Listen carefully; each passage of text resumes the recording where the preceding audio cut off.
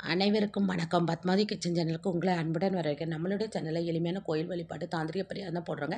இந்த சேனலை சப்ஸ்கிரைப் பண்ணி வச்சுக்க, பக்கத்தில் இருக்க பெல் பட்டனை கிளிக் பண்ணி வச்சுக்க. நாங்கள் போடுற ஒவ்வொரு வீடியோ உங்களுக்கு உடனுடன் அப்டேட் ஆகிட்டு இருக்கும். அங்கே வீடியோக்குள்ளே போகலாம்.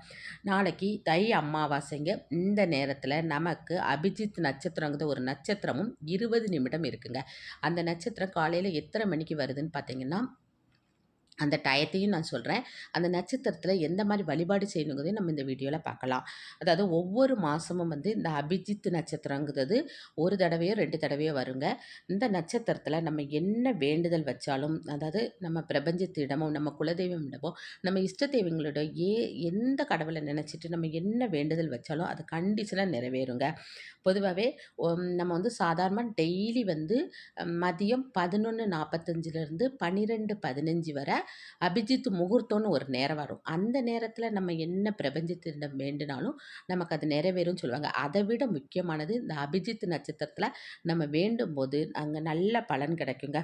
அதுவும் நாளைக்கு தை அமாவாசையோடு சேர்ந்து வர்ற இந்த நட்சத்திரனால நீங்கள் கண்டிஷனாக பயன்படுத்திக்கங்க. இந்த நட்சத்திரம் பொதுவாக நமக்கு 27 நட்சத்திரம் இருக்குங்கிறது தெரியும். ஆனால் 28வது ஒரு நட்சத்திரம் இருக்குங்க. இந்த சக்தி வாய்ந்த அபிஜித் நட்சத்திரத்தை மனிதரிடம் கொடுத்தால் அவங்க தவறாக பயன்படுத்திடுவாங்க அப்படின்னு நினச்சி கிருஷ்ண பரமாத்மா இந்த நட்சத்திரத்தை தன்னுடைய மயில் இறகால ஒளிச்சு வச்சதாக நம்மளுடைய புராண கதைகளில் சொல்லியிருக்கோம். உத்திராடமும் மற்றும் திருவோண நட்சத்திரத்துக்கு இடைப்பட்ட 20 நிமிட காலத்தை தான் இந்த அபிஜித் நட்சத்திர நேரம் அப்படின்னு நம்ம சொல்கிறோங்க. இந்த அபிஜித் நட்சத்திர நேரத்தை நம்ம பயன்படுத்தி நமக்கு வாழ்க்கையில் என்ன தேவைன்னாலும் அந்த நம்ம பிரபஞ்சத்திடம் கேட்கலாங்க.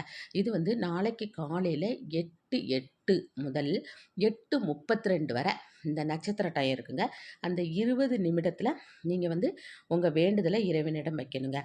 எப்படின்னு பார்த்தீங்கன்னா, உங்கள் வீட்டு பூஜை ரூமில் கிருஷ்ணர் படம் இருந்தால் கிருஷ்ணர் படத்துக்கு முன்ன ஒரு நெய் தீபம் ஏற்றி வச்சுட்டு மனசார உங்கள் பிரார்த்தனையை பிரபஞ்சத்திடம் சொல்லுங்கள்.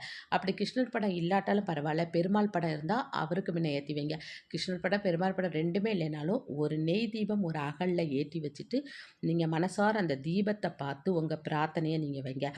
இந்த மாதம் என்ன பிரார்த்தனையை நீங்கள் இந்த அபிஜித் நட்சத்திர நேரத்தில் வைக்கிங்களோ அதே தான் அடுத்த மாதத்துலேயும் நீங்கள் அந்த பிரார்த்தனையை வைக்கணும். மாற்றி மாற்றி இந்த மாதம் ஒரு பிரார்த்தனை அடுத்த மாதம் ஒரு பிரார்த்தனை வைக்கப்படாது. இந்த மாதம் நீங்கள் என்ன பிரார்த்தனை வைக்கிங்களோ அதே பிரார்த்தனையை அடுத்த மாதம் வைங்க. அந்த பிரார்த்தனை நிறைவேறினதுக்கப்புறம் அடுத்து வர்ற அபிஜித் நட்சத்திரங்களில் வேறு பிரார்த்தனை வைக்கலாம்.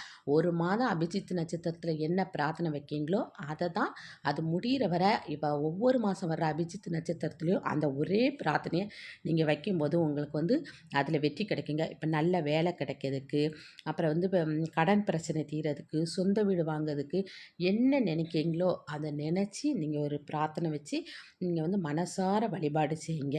வழிபாடு செய்யும்போது உங்களுக்கு அந்த முக்கியமாக இந்த அபிஜித் நட்சத்திரம் வர்ற அந்த 20 நிமிஷத்தில் நீங்கள் அந்த வேண்டுதல் வைக்கும்போது 100க்கு 100% உங்களுக்கு அந்த விஷயம் நிறைவேறிக்குங்க. நீங்கள் மனசார பிரபஞ்சத்திடம் அவங்க குலதெய்வத்தை நினச்சிக்கிடுங்க. உங்கள் இஷ்ட தெய்வம் யாரை மனசால நினச்சினாலும் அந்த வேண்டுதலை வைக்கும்போது அந்த வேண்டுதல் கண்டிஷனாக உங்களுக்கு நிறைவேறுதை உங்களாலே கண்கூட பார்க்க முடியுங்க. நீங்கள் வேண்டுதல் வச்சு உங்களுக்கு எல்லா தேவைகளும் நிறைவேறட்டும்னு நானும் கிருஷ்ண பரமாத்மாவிடம் வேண்டிக் கொள்கிறேங்க. இந்த வீடியோ பிடிச்சிருந்தால் லைக் பண்ணுங்கள், ஷேர் பண்ணுங்கள், சப்ஸ்கிரைப் பண்ணுங்கள். இன்னொரு பதிவில் உங்களை சந்திக்கிறேன். நன்றி, வணக்கம்.